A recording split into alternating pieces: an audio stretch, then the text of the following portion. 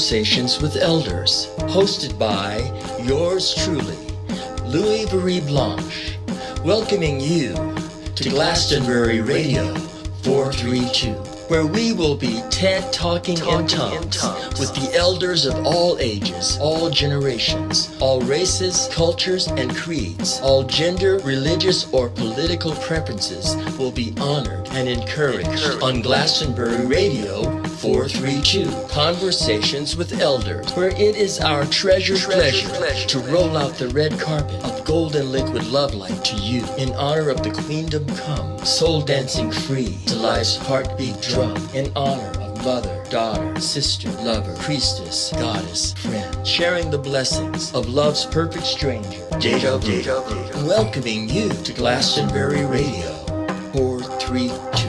It's too cosmic, much too cosmic for me. Much too cosmic.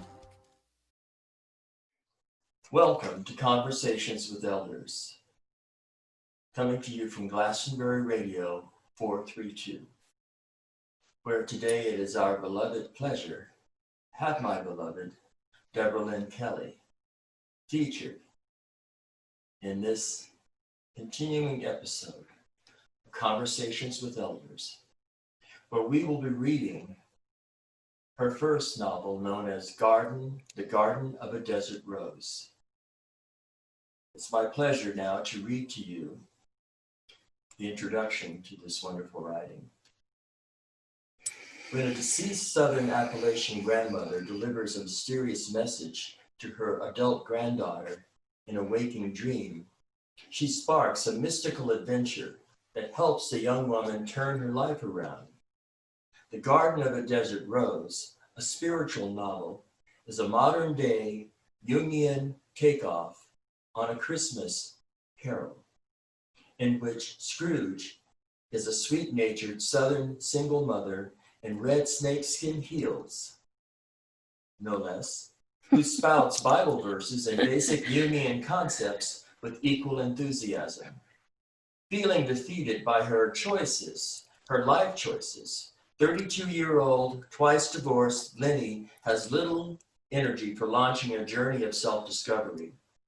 Raising 2 children and holding down a job as a secretary for the coaching staff of the University of Tennessee football team keeps her days busy. But Lenny's nights open a portal to a series of vivid, lucid dreams, overflowing with rich archetypal images. Buoyed by the support of friends and her unflagging sense of humor, Lenny sees her inner desert transform into a blossoming oasis with one final Christmas Eve dream. This is a work of real fiction that tries to capture the reality behind the known world. The tools in author Deborah L. Kelley's hand are her colorful imagination and a lifetime of personal happenings, visions, and spiritual communications. Inspired by C.G. Jung's writings encouraging people to discover their personal myths, Deborah imagined her own myth to the surface. She named her hero Lenny, and with many additional archetypes dancing in her head, revisited Christmas of 1982. It was a time in her own life in which profound mental transformations took place. The Garden of a Desert Rose is a novel that seeks to ignite, in your own imagination, a deeper awareness of the myth you've been living. I will now read the preface to this beautiful sharing known as Garden of a Desert Rose. She dreams wondrously, and often when she does, she finds herself in conversation with deceased loved ones.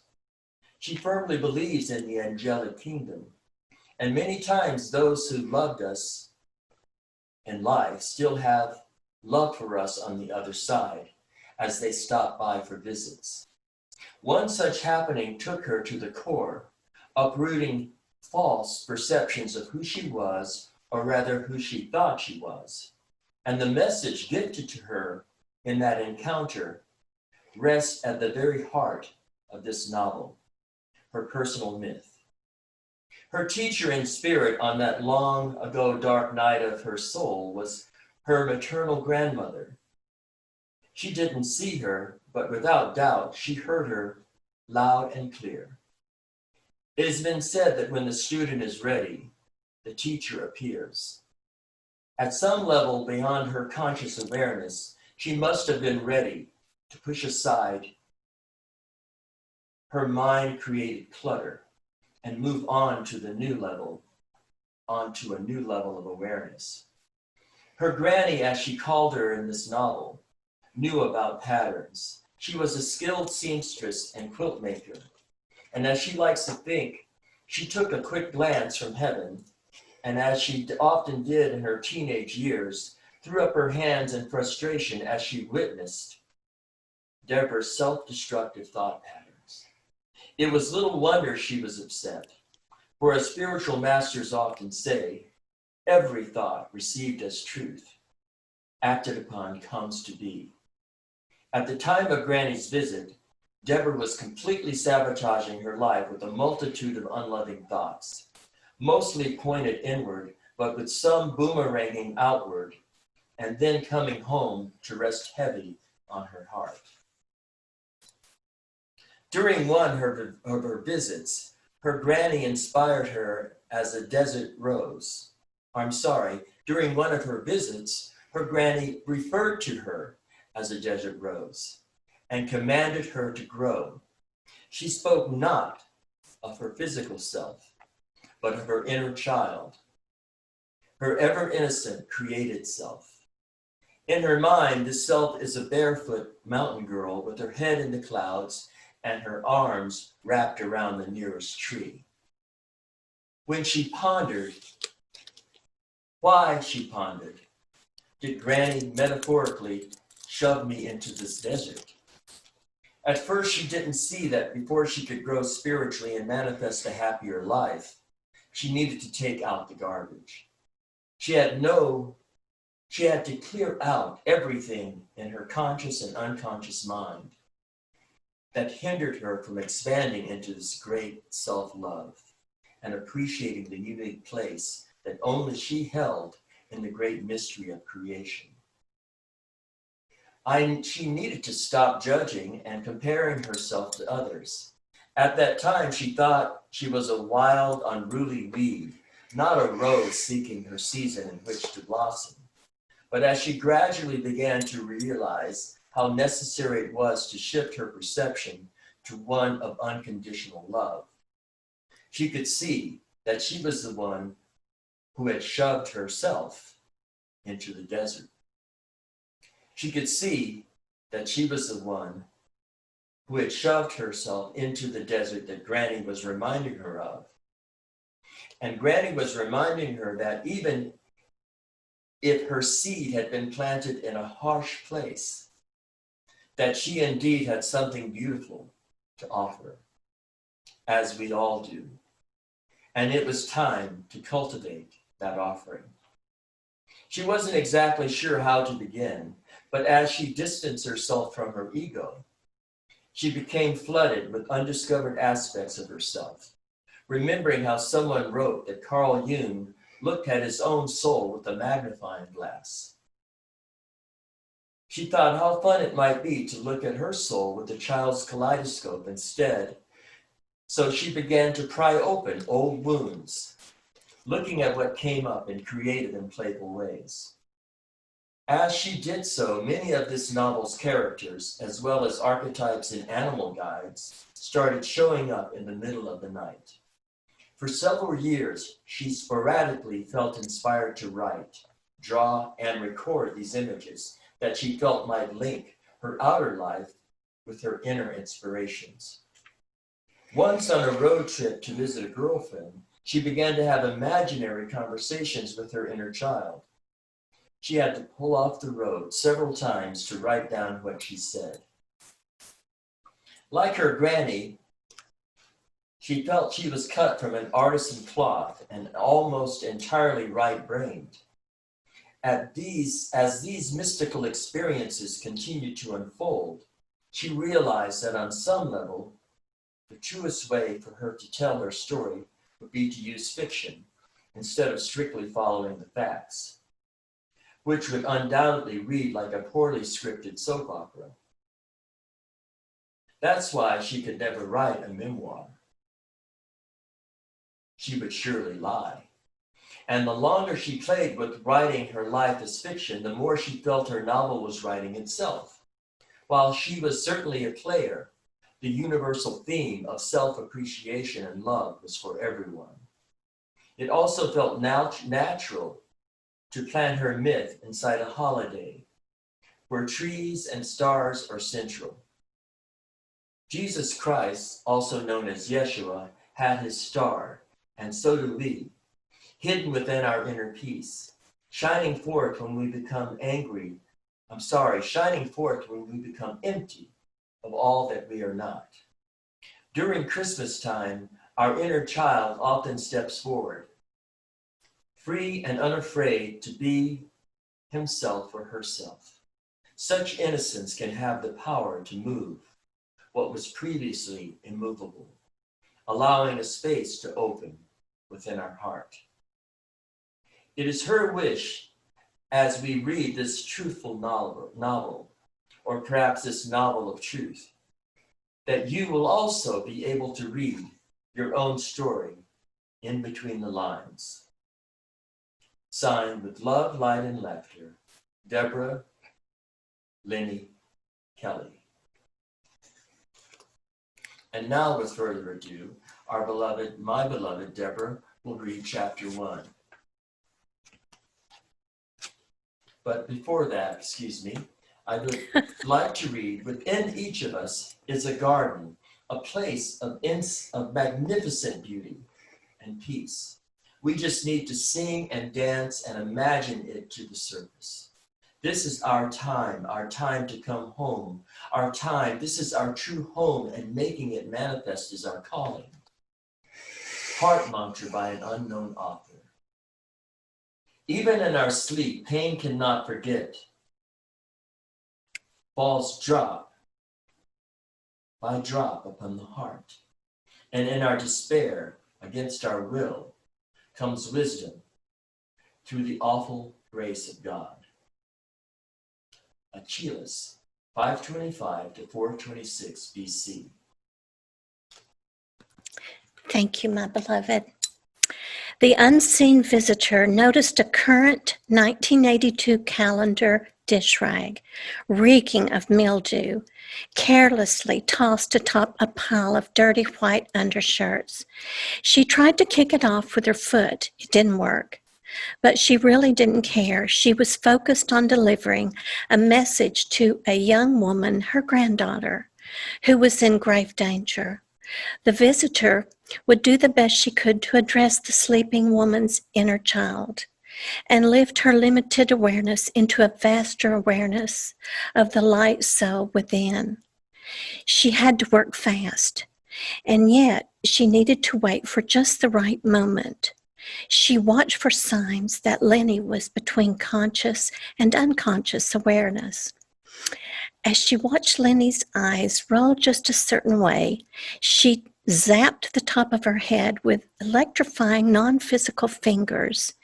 The touch of her hand sent patterns of energy into Lenny's inner decoding system.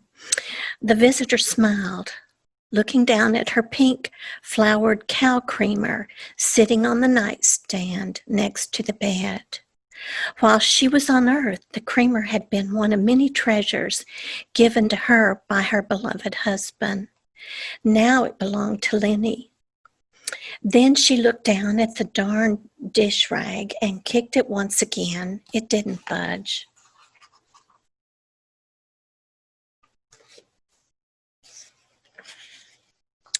Maybe next time, she whispered.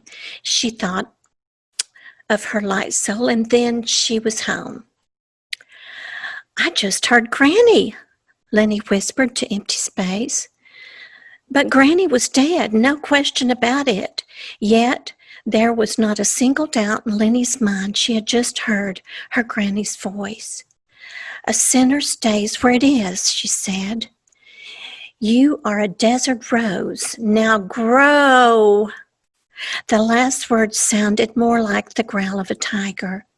It could also have been "now go" or "now glow." She wasn't sure. She reached up to rub the gummy mascara and sand from the corners of her eyes. With one arm, she swept heavy bedclothes off the top of her warm body. The air felt chilly. Lenny's feet were on the floor before she realized she was standing. She stood silent as a statue until her brain wrapped around what she thought she had just heard. Standing, confused, and more than a little disoriented, she looked around the bedroom for Granny's ghost. She had seen her before in a lucid dream. It wasn't that spirit communication was something new to Lenny. It was ingrained into the tapestry of who she was, because she'd experienced it firsthand. Otherwise, like many other people, she'd probably think it was hogwash. She got up, walked toward her dressing table, and plopped down Indian style. Her pink and green striped satin vanity bench felt cold pressing against her ankles. She surveyed the landscape of her pale complexion. Her eyes were red from too little sleep and too much wine, and tearful girl-like whining had left her senses dull. Yet Lenny sensed Granny's presence. Her room suddenly felt too dark and lonely. On her vanity sat two tall lamps with tiny fringed shades. She switched one on and then the other. Together they cast a warm golden glow over her chilly bedroom. But her body still felt cold, covered in goosebumps from her encounter. Was the voice really Granny's? It was forceful and scolding, firmly fixed on the conviction her words must be obeyed. If not, punishment was certain. Although, if it had been Granny's ghost, she didn't bother to wallop Lenny on the head with one of her whipping Bible verses. The voice didn't sound happy with her, and Lenny knew she wasn't happy with herself. Was her own unconscious mind mirroring her own inner anxieties and frustrations with her life? She really didn't know. A sob welled up in her throat. Lenny picked up a half-empty glass of water and took a big gulp. She looked into the mirror and sighed as she set down the glass, which had left a white ring on the dark surface of her vanity. As she did so, the Bible proverb, once her favorite, drifted up like a balloon, tied to an almost unforgotten dream. She closed her eyes and let the ancient wisdom speak aloud through her lips. "Hope deferred," she began, "makes the heart sick, but with a longing fulfilled, it is the tree of life." All Lenny really wanted was to grow a different past. And since that was impossible, she felt too worn out and emotionally drained to hope for anything. No doubt her Granny knew this on the other side. She looked over at her half-closed drapes. She planned to offer them to Goodwill as soon as she could afford to buy new material. They were much too masculine for her taste. She had chosen the dreary brown and beige abstract fabric while married to husband number 2. Before this marriage, her room had been a soft pastel mauve, a color he insisted was too pink for comfort. Beyond these hated drapes, a foggy gray morning was trying to smother whatever was left of the night. Lenny stared back at her reflection in the mirror. Her eyes were puffy. She dipped a snowy white cotton ball into a jar of cold cream. It smelled like her mother's cheeks. Her mother had been a raven-haired Scarlett O'Hara type. Lenny succeeded in inheriting only her green eyes and fair complexion. Her own natural reddish-brown hair was currently completely void of naturalness. She'd gone chemically Marilyn Monroe following her divorce. It felt bold and sexy at the time, but not this morning. Granny had been like a second mother to Lenny. She'd moved in right after Lenny's parents divorced. Her mother had gone back to school, and Granny took over the household chores, which included raising Lenny and her two siblings. She and her older sister had both been preteens. Their younger brother was not yet old enough for school. The arrangement had worked well for Lenny's mother, who felt swallowed up by what she considered to be the sin of all sins. In the early 60s, this sin was called divorce. Now, like it or not, which Lenny didn't, she seemed to be carrying on a familiar tradition of non-perennial unions. Her love affairs were bright and beautiful one season, maybe two, and then they faded. If Lenny didn't feel so tired most of the time, she'd probably try to figure out why she was such a failure at the marriage game. But not today. She'd just been called a desert rose by her granny. And the mystery of what she had heard and what it might mean was much more compelling.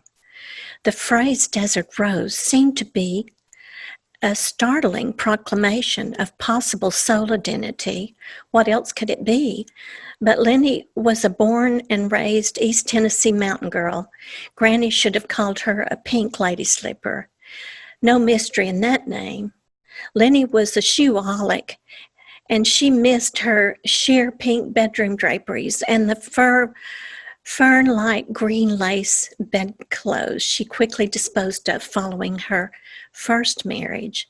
A wildflower like herself could easily grow in such a feminine bedroom. Now she felt hopelessly stuck in beige. The color might be appropriate for a desert, but it was definitely not to her liking. Lenny reached up and patted down her overprocessed hair, which was a tangled mess. She had to admit she didn't look bad for a 32-year-old, divorced mother of two. She suddenly felt vain. She could almost hear Granny's ghostly voice saying, "Pretty is as pretty does." Lenny didn't know if that phrase was biblical, but she felt certain it wasn't one of Moses' top 10 commandments. Her second marriage, a mistake from the beginning, had ended, leaving her bitter and battle-scarred. She'd always tried to smile when her heart was breaking and to put on a happy face for the children. However, the mask she had been wearing was slipping. A beauty herself, Granny wasn't prissy like Lenny and her mother. She was solidly built with square cheekbones befitting a Cherokee bloodline. She feared vanity like a rattlesnake bite. She had once admitted to Lenny that her own creamy white complexion was the envy of many a girl. She had never even sunbathed. Oddly, it was the only kind thing she'd ever said about herself to Lenny.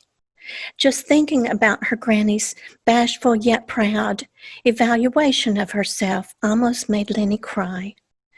Granny died when Lenny was 17. She was 64 years old without a single wrinkle on her face.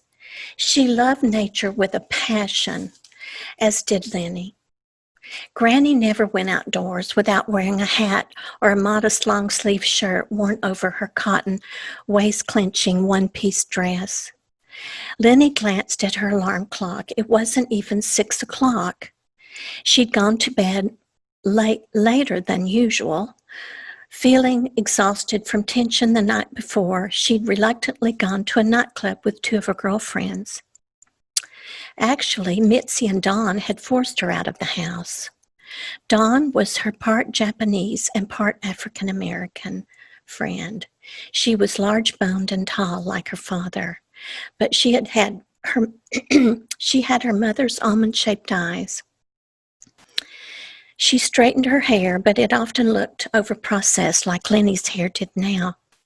She worked for her brother's insurance company while also studying for her MBA at the University of Tennessee in Knoxville. Mitzi was a true blonde. She wore her hair in a short pixie cut, feathered toward her round face. She had pale blue eyes, deep dimples, and naturally large breasts.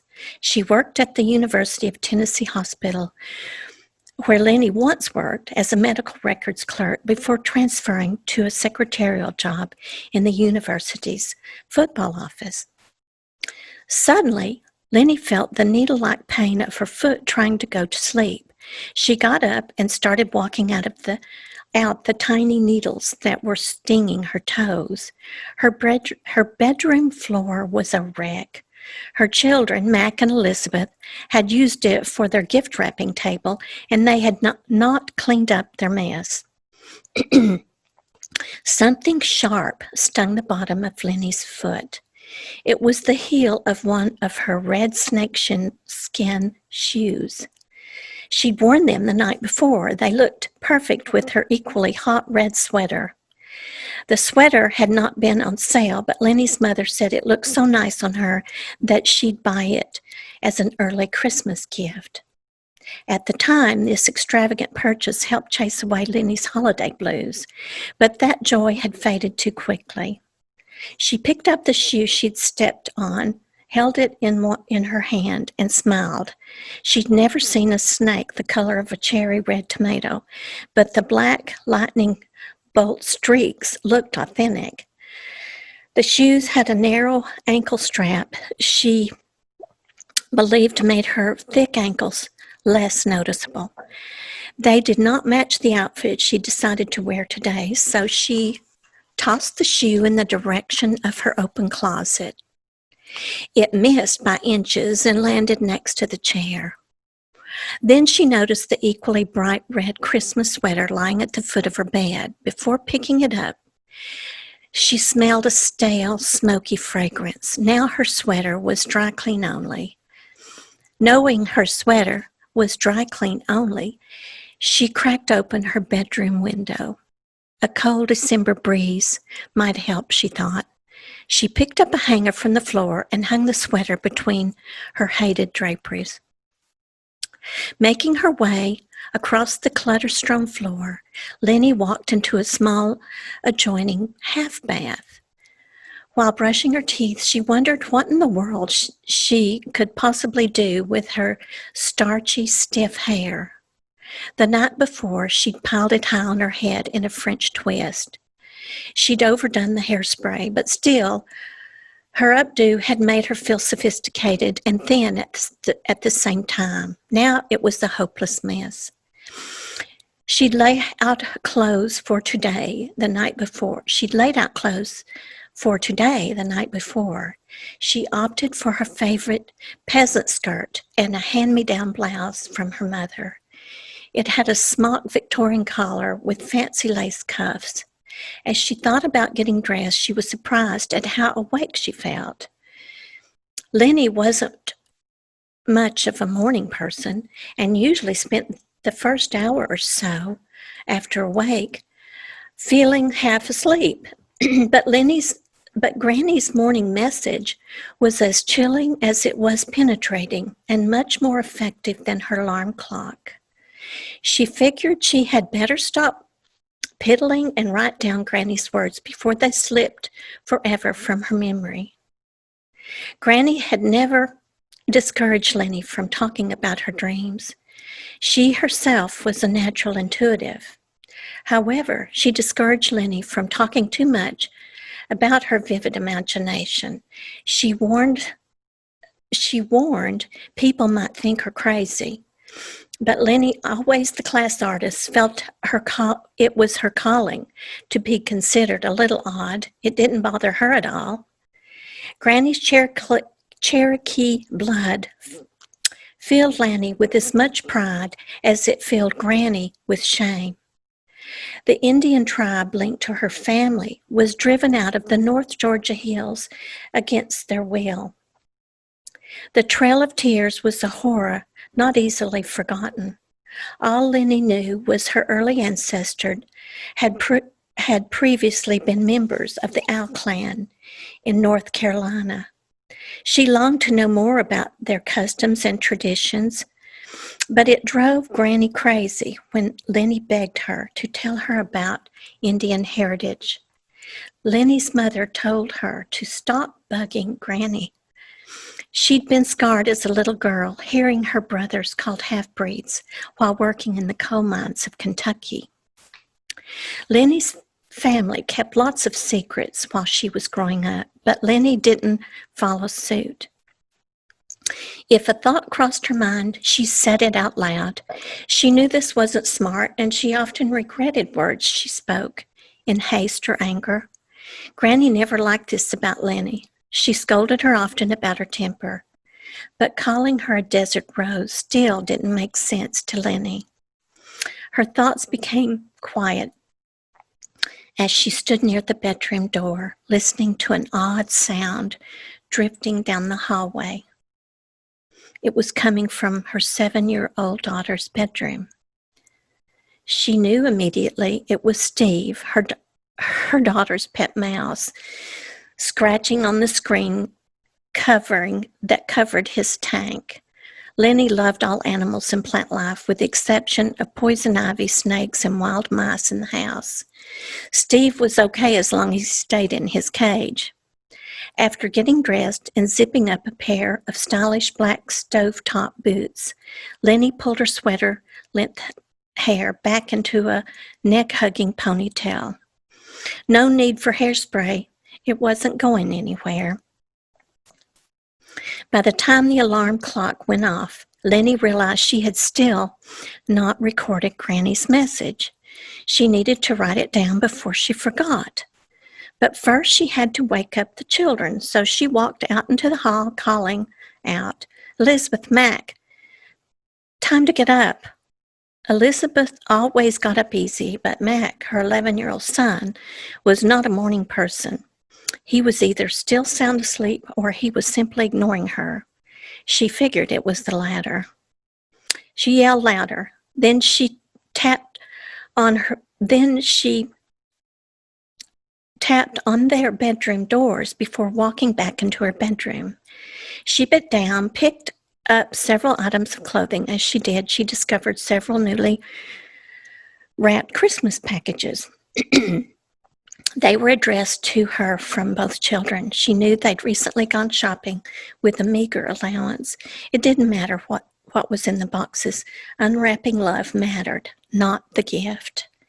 Piling the boxes into her arms, she carried them into the living room and placed them in an empty corner. Today was payday,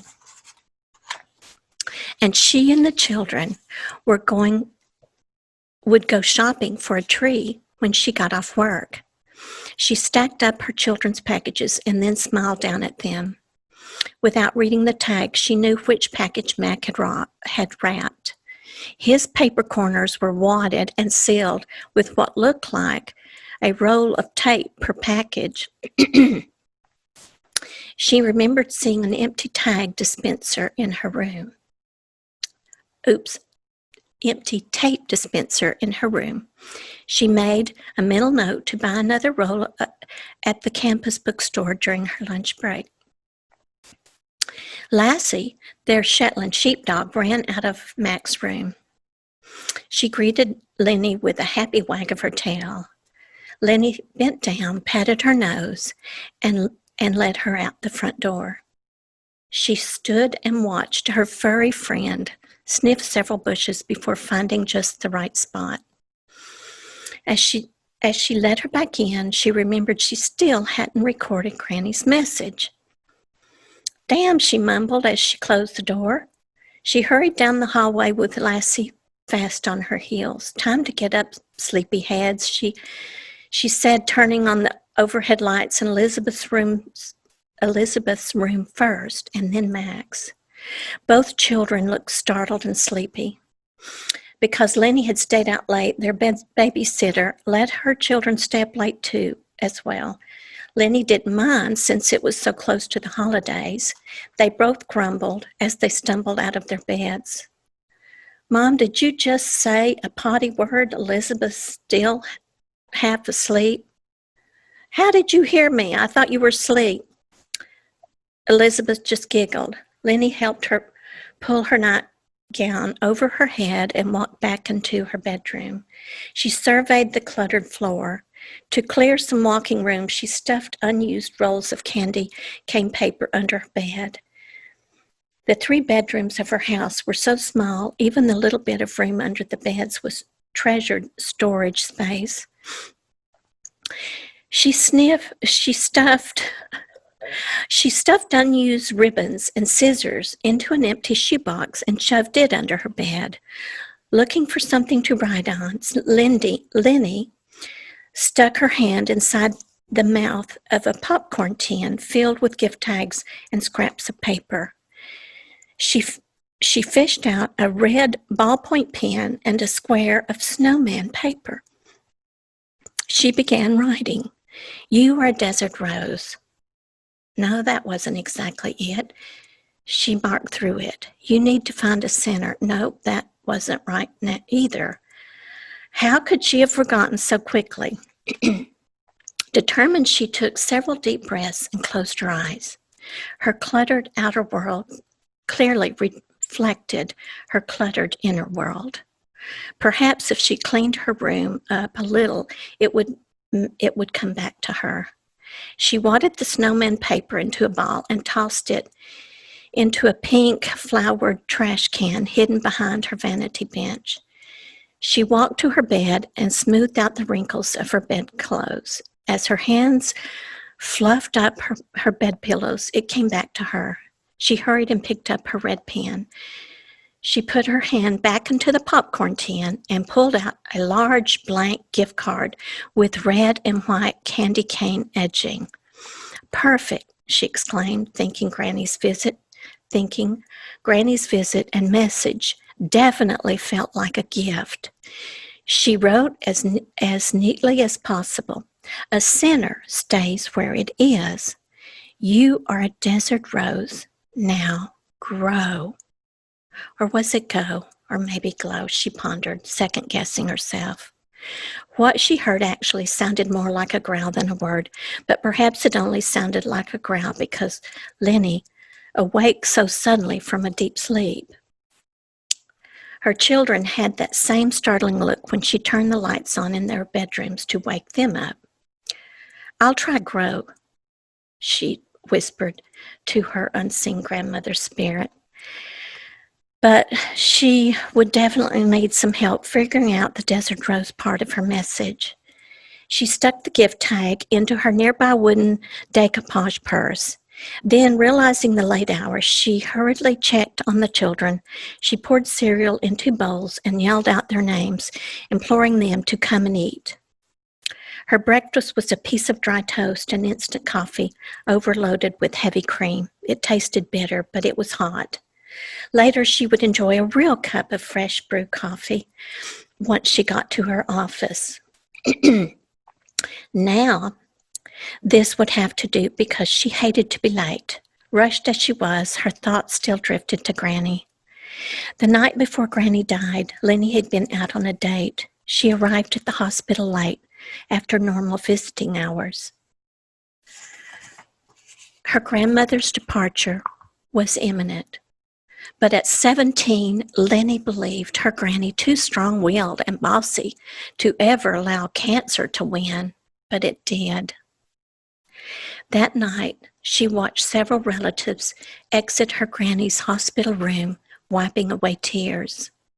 Her mother looked tired and complained about Lenny arriving so late. She scolded Lenny and told her that her grandmother had been asking to see her. Lenny promised her mother she would visit Granny first thing in the morning, but Granny passed away during the night. Lenny's grief, mixed with guilt, went unresolved for many years. Then, when Mac was 3 months old, Granny showed up at Lenny's bedroom door, as real could be. She remembered jumping out of bed and running into Granny's open arms. She felt her soft body pressed against her own. She looked into her eyes, and they seemed to wordlessly scold her. Granny, where have you been? She pleaded. I thought you were dead. Honey, she whispered, I've come to tell you to get over it. I know why you didn't come to the hospital. You were scared. Lenny started crying into her grandmother's loving embrace. The shock of seeing this familiar ghostly silhouette did not cause Lenny to awake, startled and confused. Instead, she hungered to stay in the dream. Her granny was alive, and it felt wonderful to think Granny's death had been a mistake. She awoke to find her pillow wet with tears. As she pulled herself out of what she felt like a thick, heavy fog, her granny had never come to visit again until last night.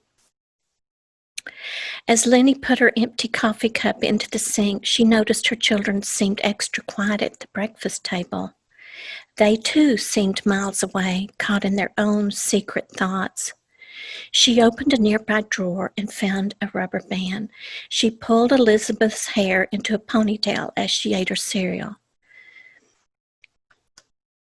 Mac, since you're still eating, I'll take Lassie for a quick walk. Thanks, he mumbled with a mouthful of cereal. She put on her coat, attached Lassie's leash to her collar, and walked outside. Thank you. That concludes Chapter 1 of The Garden of a Desert Rose by my beloved Deborah L. Kelley. Thank you for listening, and this will be continued. Thank you.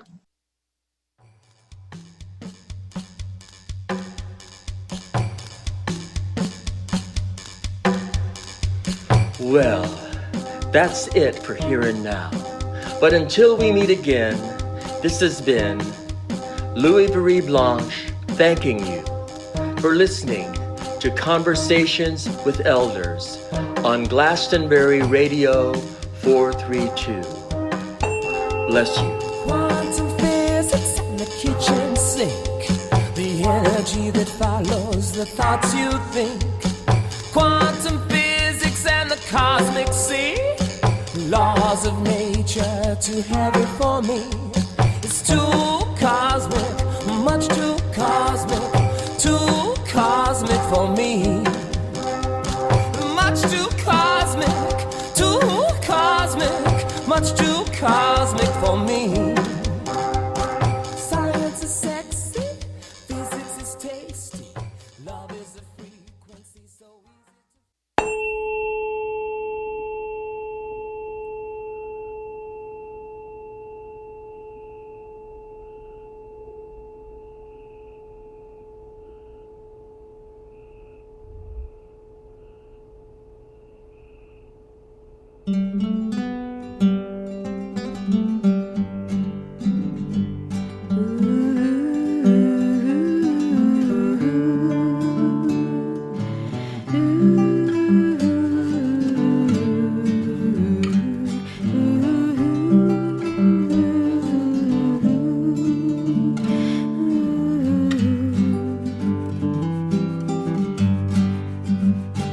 It's a dream that's always on my mind. It's a dream that lives inside my heart. It's a dream we dream every night when we sleep. It's a dream we keep life after life that never dies. It was love that brought their souls together. It was love that tore their souls apart.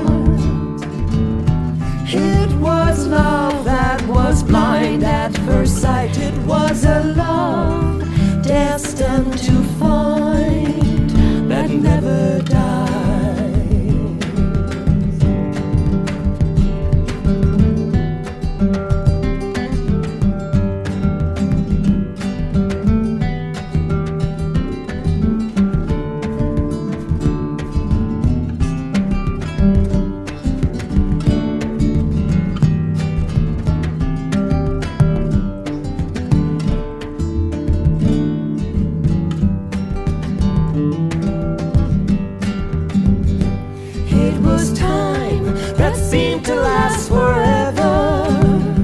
It was time that seemed to go so fast. That one eternal moment of magical time, that one and only moment of moments that never die. It's a dream that's always on my mind. It's a dream that lives inside my heart. It's a dream we dream every night when we sleep. It's a dream we keep life after life that never dies.